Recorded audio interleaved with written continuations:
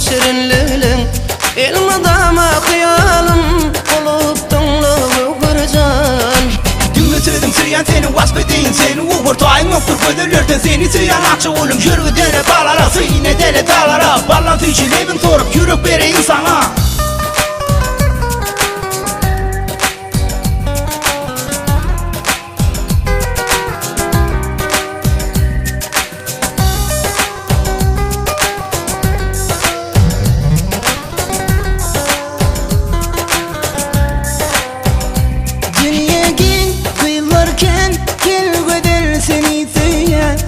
Canım sana direyen aşık sana kokarım.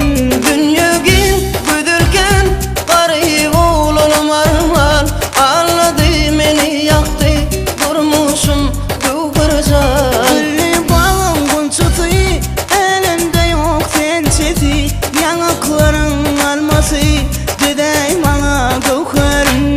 Akval bilen oyun oyan bana yokluğunu güdülüyen düşünürdün bir zaman hiç olurdun kıvırcan. Yerdim kara güdülün korurdum şirinliğin ilmadama kıyalım olup tonluğu kırcan. Yuvuş hurla canım alın indim elin erkim alın uğudum korkum ölüm kusamadan sen kokarım. İste vereyim yıllığı iste vereyim bu canı kokar kıylarım sultanı anan yüreğime kokar.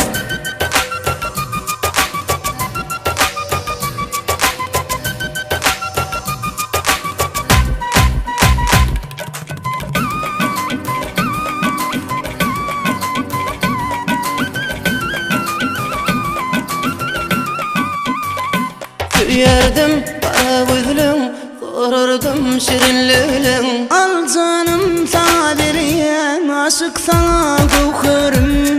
Yerdim kara güdülün korurdum şirinliğin ilmadama kıyalım olup tonluğu kırcan.